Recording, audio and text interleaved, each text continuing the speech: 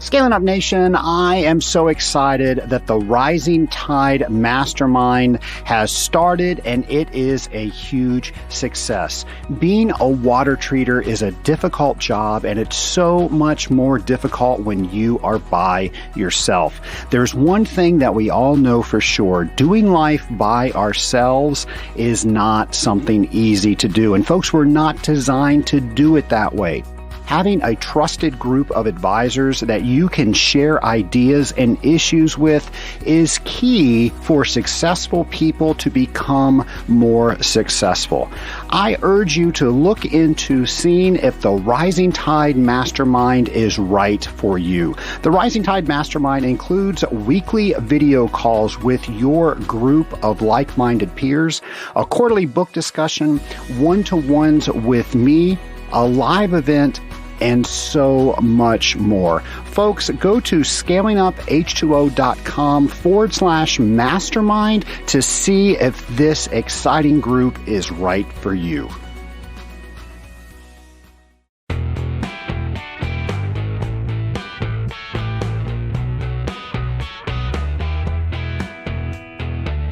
Welcome to Scaling Up H2O, the podcast where we're scaling up on knowledge so we don't scale up our systems. Hello, Scaling Up Nation. Trace Blackmore here, your host for the water treater's favorite podcast, Scaling Up H2O.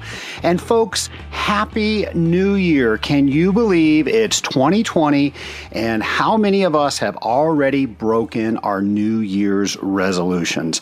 That's just how it goes. And the reason for that is I don't think people put a lot of thought into their New Year's resolutions. They just simply say that I'm going to quit X, and most of us think that way. Well, I read something not too terribly long ago that says the brain cannot process the word not. So you have to think in a positive mindset. Now, folks, I don't know if this is true or not, but if you're like me, I will take any advantage that I can get.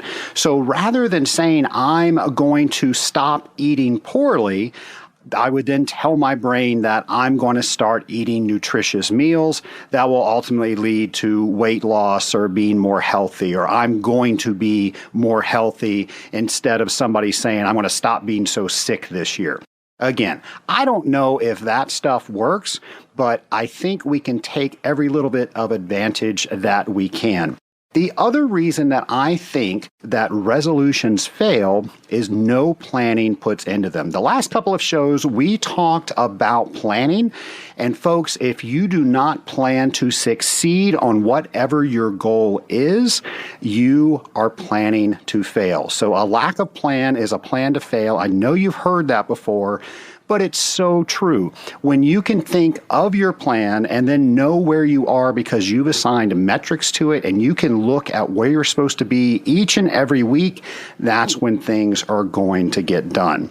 Now, I've talked a lot about goal planning in the last couple of episodes because year end and year beginning, that's when most people do that. Well, now it's up to you. You need to go out there. You need to make that stuff happen. So I hope some of the things that you've learned in the last few episodes have helped you with that. I know learning them have helped me. So let's talk about some things that are coming up very shortly. Nation, as you know, I am an advocate for the Association of Water Technologies, and I want to let you know about a couple of things that the AWT has coming up for you so you can get these items on your calendar. The first one is the AWT Business Owners Meeting. Folks, this is where business owners come together to share ideas. They're going to be having the Business Owners Meeting February 10th and 11th at the Hyatt Regency Clearwater Resort in Clearwater, Florida. Folks, Florida in February, why wouldn't you want to go there? You can find out more by going to awt.org/businessmeeting20. And of course, the other item that I want to bring to your attention is one of my favorite events each and every year. It is the AWT training seminars. We're going to be at the Hyatt Regency Lake Washington Resort in Seattle, Washington, February 26th through 29th. Folks, this is where you can go to bone up on water treatment knowledge. I cannot think of another place that is so comprehensive with all of the information that we talk about at the AWT training seminars. Now, you have a second shot to do that on the East Coast. That's going to be at the Cleveland Marriott Downtown Hotel in Cleveland, Ohio, and that will be on March 18th through 21st. If you want to find out more information about the AWT 2020 training seminars, go to the AWT website to find out more. Nation, it has been a while since we last heard from my next guest. She was one of my original guests when I started scaling up H2O, and her episode has been one of my most listened to episodes in my podcast library. I know that the water treatment community is very confused about Legionella. So I have once again asked Janet Stout of Special Pathogens Laboratory to come back and talk with the Scaling Up Nation so we can learn even more about Legionella. So Scaling Up Nation, please help me welcome Janet Stout.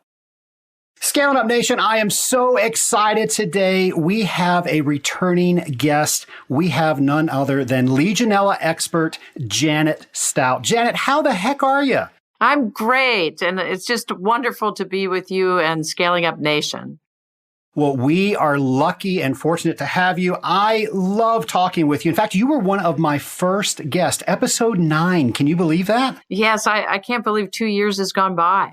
I believe your episode aired July 2nd of 2017, so it has been well over 2 years.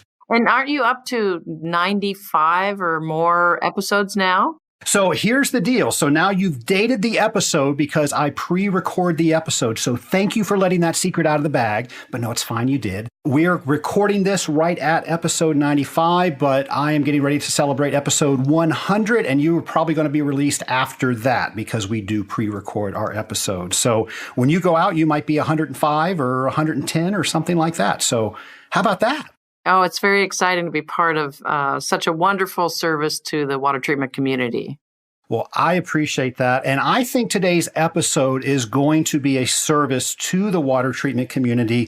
We've done several shows on Legionella. I think you've done a couple of talks on your own about Legionella. But still, the water treatment community, heck, the entire community is confused when it comes to Legionella. So I'm hoping we can clear a few of those items up today. Nobody better to do it than you and me. I am up for the challenge, and I know you are too. So I got to ask, since we got together on July 2nd, 2017, what's new with Legionella since then? Well, I wish I could tell you that we have solved this problem, but we haven't yet. So I guess that's job security for you and me. But the issue is really not so much what's new, but what remains to be a continuing problem. We, week after week after week, hear about outbreaks of Legionnaires disease throughout our communities, which just tells us that our work is not done. And so this opportunity to talk to your audience and help partner together to prevent Legionnaires disease. And in fact, at Special Pathogens Laboratory, we are seeking to end Legionnaires disease. And we can do that with the help of your audience and others. Well, I look forward to that end. And I love the show title that you came up with. You said to please call this one the one about Legionella prevention, beginning with the end in mind. I love that. I'm such a 7 Habits fan. That's habit 2. And that's what we're doing. We're ending Legionella, and that's the beginning that we have in mind. Yes, and Stephen Covey, the author of 7 Habits of Highly Effective People, probably never thought this iconic phrase would be used to describe a public health problem like Legionnaires disease. But that's what I mean. With the extent to which you begin with the end in mind, he said, often determines whether or not you're able to create a successful enterprise or outcome. So when we say end Legionnaire's disease, and that's our mission, we know that it's possible, and that's the end we have in mind. And when we're done with our podcast today, everyone will understand how we can end Legionnaire's disease together. Yeah, I'm pretty sure I can speak for a lot of people that they're listening to this show. They're scared. They don't want to test for it because, oh my goodness, what happens if I find it? So maybe it's just better that I keep the blinders on. There's so many misconceptions about LD, about Legionnaire's disease. I know we're going to do some good today. I know we are too. And this is the value that you bring, Trace. It's fantastic. Well, it's because of great guests like you, and now we've said how awesome each other are, so we can move on. So, Janet, I'm just thinking that who doesn't know who Janet Stout is? I just can't imagine that, but I'm sure there's maybe one or two people out there in the Scaling Up Nation. So can you tell us a little bit about yourself and what you do? My pleasure. So I'm a microbiologist trained in infectious diseases who has spent more than 30 years studying Legionella, all aspects of it, prevention, detection, control, treatment. And so what I always say is when an infectious disease microbiologist studies Legionella for all that time, I'm not just a microbiologist, I'm a legionellologist. And I'm probably the only legionellologist you and your audience will ever meet. And it's been my pleasure to really go across the globe, not just the United States, but all over the world, talking about preventing this deadly disease. And that's my mission. And I hope at the end of our podcast today, people have learned a lot. I have no doubt that they will. And let's just start there. So what does everybody need to know about Legionnaire's disease? Well, I think the two most important things that people need to understand about this form of bacterial pneumonia. So Legionella is a bacteria. And for many years at the beginning of the Legionella story, shortly after it was discovered in 1976, the focus was on cooling towers and the presence of this bacteria in the drift from cooling towers and people being infected through inhalation of that drift or mist.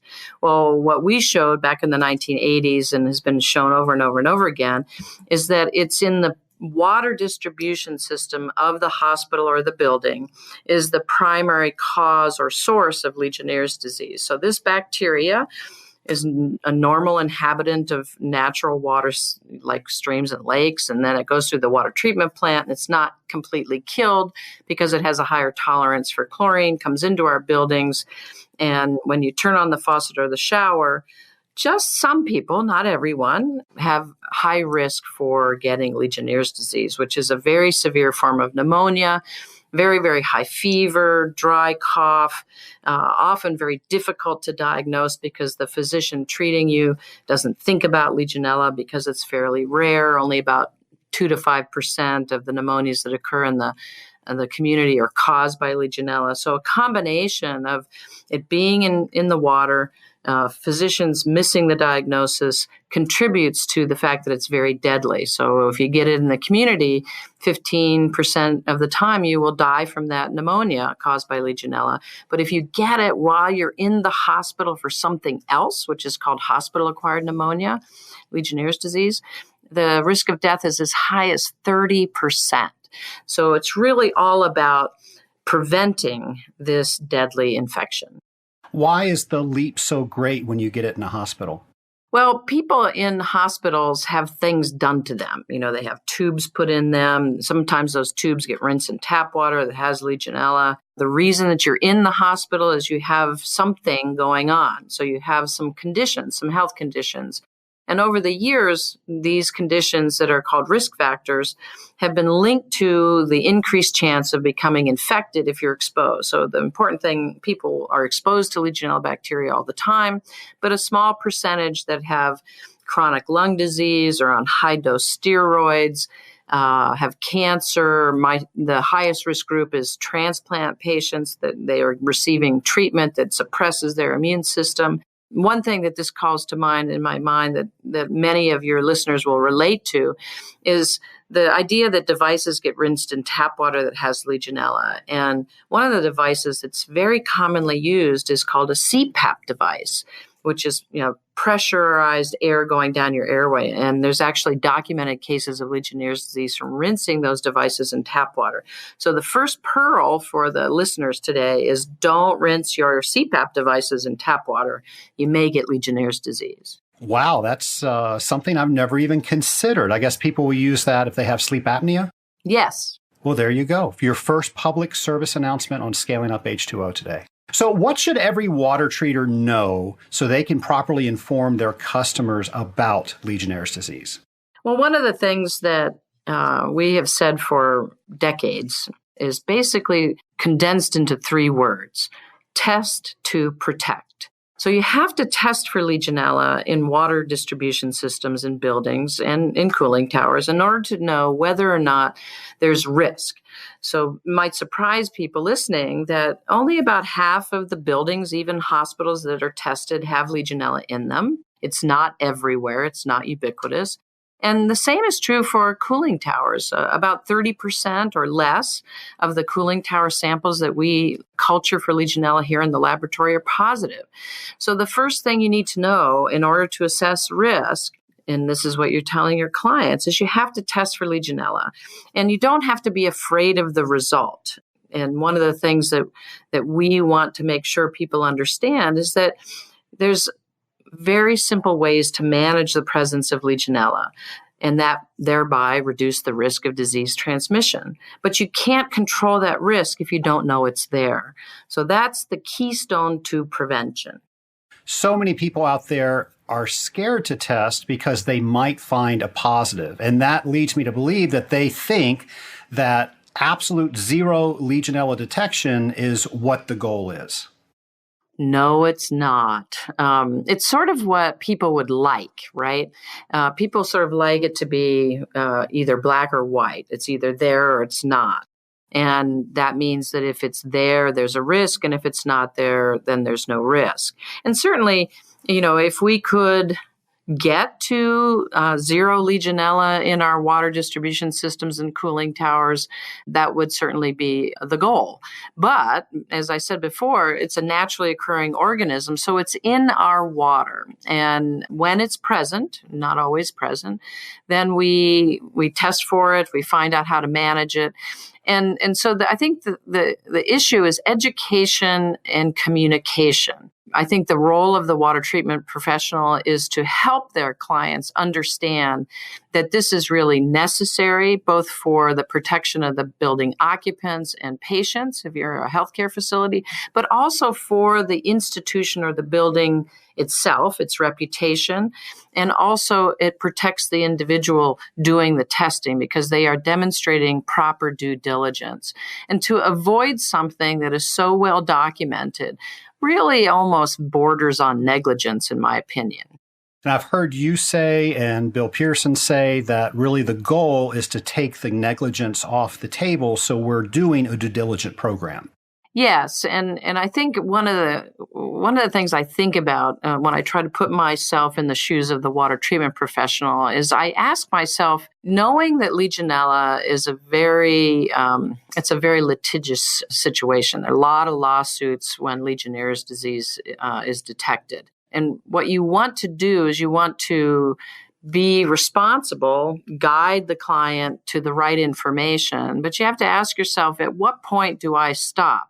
Do I say, this is the limit of my expertise as a water treatment professional, and do I want to step over that line into being more of an advisor or a consultant when it comes to Legionella prevention?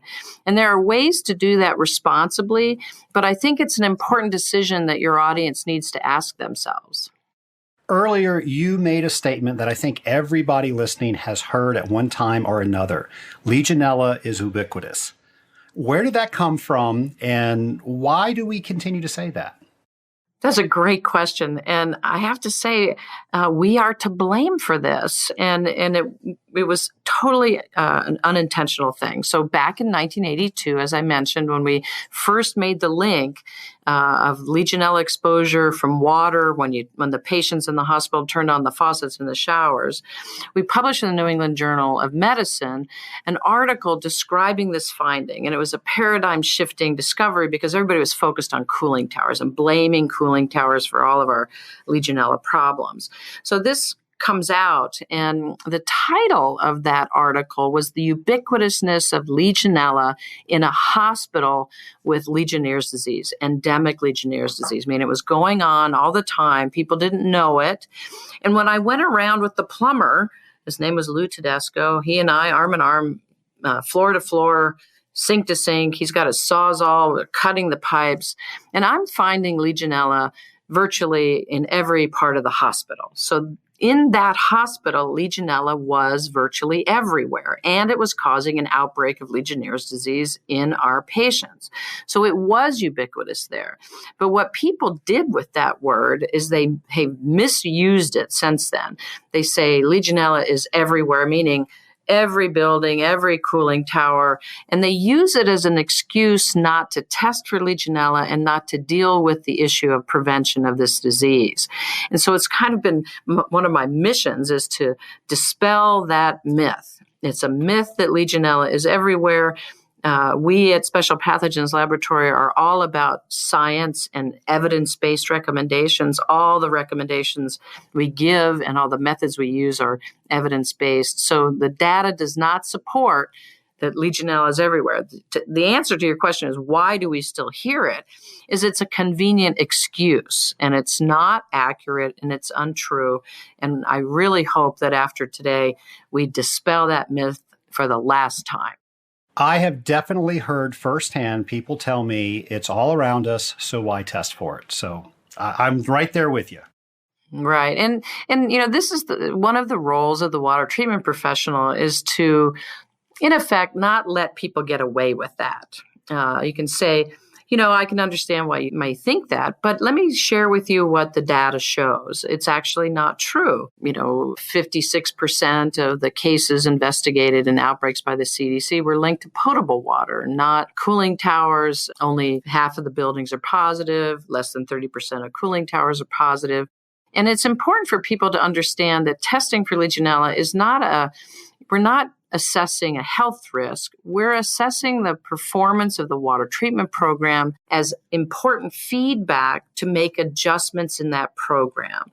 And so if you don't have that piece of information, you don't know if the combination of oxidizing biocides and non-oxidizing biocides and dispersants is actually controlling Legionella. And that happens all the time. And in the absence of testing for Legionella, you are not able to make the adjustments to the program that are necessary to make the operation of those water systems safer. Janet, you just mentioned that there are more cases reported from potable water than the cooling tower, but the cooling tower is always where we look for it first. It's always what gets the press. Why is that? Well, there's probably two reasons for that. One is that when it's a cooling tower or a utility water system, not drinking water, you have more freedom to put chemicals in there to disinfect and control the microbial populations like Legionella. So you can put more bromine in there and you can put more glutaraldehyde or isothiazoline. But when it comes to potable water systems, the hot water distribution system, you're more limited in what you can do. It becomes more difficult, a little bit more complicated. And so for that reason, people focus on cooling towers. And then the other reason, I think, is that Legionnaire's disease is going on throughout our communities, and many of the cases are not detected, not diagnosed. But most of them are associated with potable water. And the way that those cases occur is sort of one here, one there, and there's never a link to one source. But when an outbreak associated with a cooling tower happens, it's a very explosive event. Lots of cases in a short period of time associated with one location, gets a lot of press. And so we hear a lot about cooling tower associated outbreaks like the one in the Bronx in the summer of 2015, 138 cases, and I think it was 16 deaths. But Most of the cases of Legionnaire's disease that are occurring in the United States and around the world are associated with the building water distribution systems, and particularly the warm water systems. You've probably already answered my next question, but according to you, what is the biggest misconception about Legionnaire's disease? The biggest misconception about Legionnaire's disease, I think when I consider that question, I think people say, well, it's not happening. I've never heard of a case of Legionnaire's disease. It's not a problem. And in healthcare, we often hear, we've got all these other infections going on, MRSA and Clostridium difficile, and there's many, many more cases. Well, people don't realize how many cases of Legionnaire's disease are actually occurring. So the minimum estimate, and I emphasize the word minimum, is 30,000 cases per year. And that's based on about 600,000 cases of pneumonia requiring hospitalization occurring every year, and about 5% of those being Legionnaire's disease. But there are many, many more cases that occur than are recognized. And we talked about that earlier, the fact that the physician's not thinking about it, not ordering the diagnostic tests. And then the other misconception about Legionnaire's disease is that it's just this one event. Legionnaire's disease is a pneumonia. You get treated, you get better or not, and then you go on with your life. And one of the things that has come out over time as physicians follow patients that have had Legionnaire's disease is that they have problems with breathing for long periods of time after the initial infection. And sometimes that goes on for more than a year after the initial infection. So it's a serious infection. It's a deadly infection. And because I'm a glass half full person, Trace, it's a preventable infection. And we can do more to prevent this infection. And I think we're going to talk of what we can do more as we continue this interview. It's not that hard, really. Well, let me ask you this. So fill in the blank. A Legionella test result without an action plan is? When you say that, what I really want to do is sort of turn it around. Okay. What you really want to do is have a Legionella test result and a plan. Because when you have a plan without Legionella testing, I'll say something very radical. It's meaningless. Because even if you follow what's in the ASHRAE Standard 188 document, in my opinion, you will not prevent Legionnaire's disease because that standard does not say test for Legionella. It gives you some options to test, but it doesn't say test for Legionella. And you cannot prevent this disease without knowing whether Legionella is present or not, right? I mean, it's common sense. And what I really have a hard time understanding is why people keep avoiding that key element of your water management plan. You don't want to not test for Legionella as part of your water management plan if, and here's an important if, Trace, if you really want to do something to prevent this disease. If all you want to do is check a box, I've written a plan, then it doesn't matter. But of course, you're talking to the person that wants to end Legionnaire's disease. So that plan should actually do something towards that end. So you really want to be testing for Legionella. So a test result without a plan, it should be a plan without a test result is really meaningless. One of the comments that I get from several of my listeners is they do try to talk to their customers about Legionella. We have to do something to take negligence off the table. And they say, fine, just test for Legionella. Well, if we test for something and we don't know what we're going to do if we find it or when we find it, what do we do then? So we need to figure out now what we're going to do before we test. And they say, no, we're just going to test and hopefully we'll find zero. What advice do you have for them and what should they be saying to their customers? You want to have a plan to deal with whatever the result is of the testing that you perform. So, for example, it's a healthcare facility and it's somewhere around 200 beds. And if it's in New York State, the recommendation is a minimum of 10 outlets plus the hot water tank. And you're looking to see whether or not more than 3 out of those 10 or more than 30% of the faucets or showers that you've tested are positive. And if it is, then you need to have a plan for what to do in response to that. So this kind of speaks to a couple of different issues. One is the laboratory partner that you have can help you interpret what those results mean. And if it's special pathogens, one of the things I always say to water treaters is, I'm happy to get on a call with you and your client and talk about what the meaning is of these results. And it gets complicated because what kind of Legionella is it? How extensive is the positivity? What is the relationship to disease risk? These are all things that I've sort of spent my entire life developing a foundation for prevention around, and that goes back a long way. And so I think that it is important to have this discussion with the client that what are the action steps in response? And luckily, in 2019, we have the ASHRAE Standard 188, we have CMS, we have AWT, we have CTI, we have a body of documents that we can point the client to and say, here are some examples that we can draw from in terms of response. I really like the New York State public health regulation for healthcare because it follows our 30% metric for assessing when the risk is increasing for healthcare patients.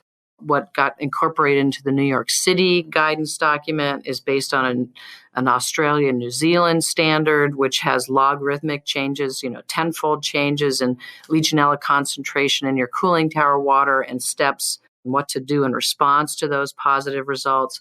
So I think if you have a client and you have that kind of conversation with that client about how you can help them get good information from experts on how to manage that situation should it occur, then I'd say probably 9 times out of 10, they would be positively responsive to that guidance. And so this also sort of speaks to when the water treatment provider provides guidance to their client, directs them to information, and that's an added service that's really important. And I don't know if you've ever heard this, Trace, but sometimes you have clients that you want to donate to your competition.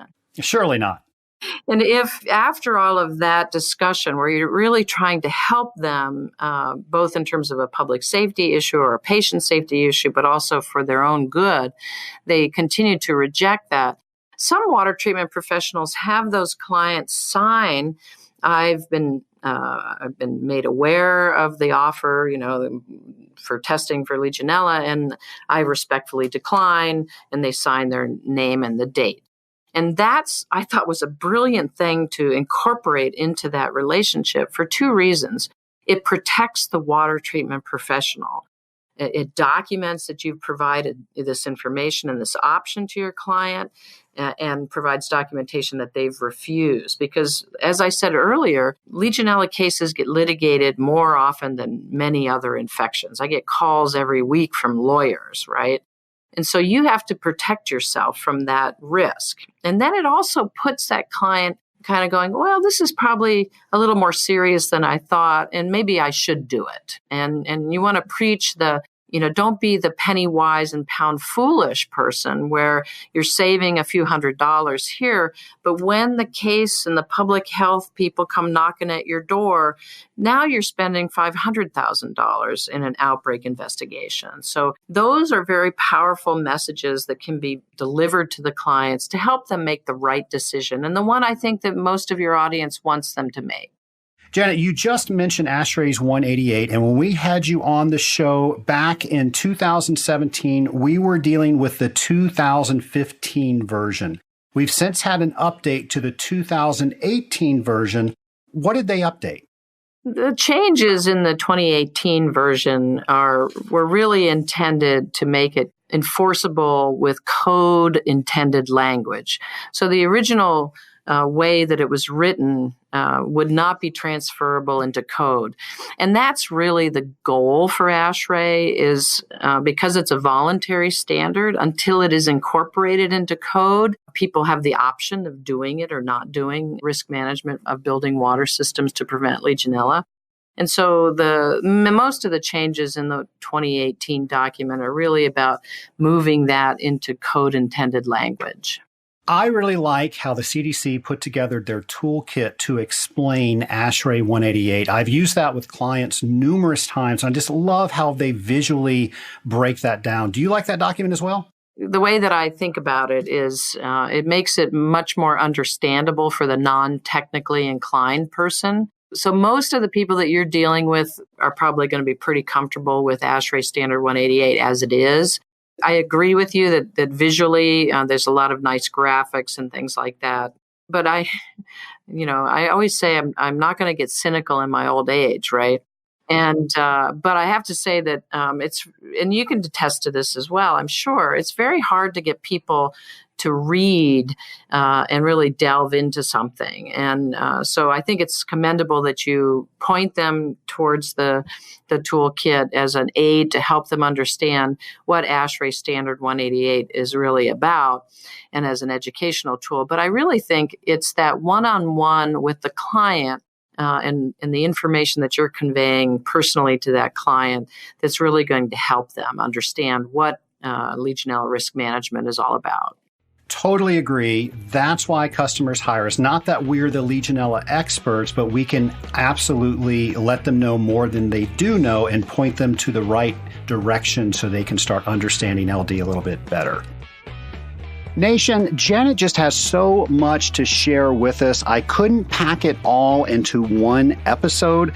So we're going to have Janet back next week to share even more about this complex topic, Legionella. And in the meantime, if you have not gone to the Special Pathogens Laboratory and looked at their resource pages, you are missing out, because if you can go there, you will find so much information about Legionella that I promise will clear up some of the questions that you have. In the meantime, between next week and this week, I want you to be thinking about what you want Scaling Up H2O to bring to you this year. So many people out there in the Scaling Up Nation have told me what they want me to talk about, questions they've had, guests they want me to interview. Well, if you haven't done that, you are missing out. Folks, you can make this show your very private show. Just let me know what you want me to talk about, and we will try to get those items on the air. Now, to do that, you've got two ways to do that. You can email me directly. You can go to the scalinguph2o.com webpage, and you can record your own voice, and then I will play your voice asking your very own question, and then we'll get that answered. Or you can just leave me a message on the show notes page. Folks, thank you so much for listening, and I look forward to speaking with Janet one more time next week on Scaling Up H2O.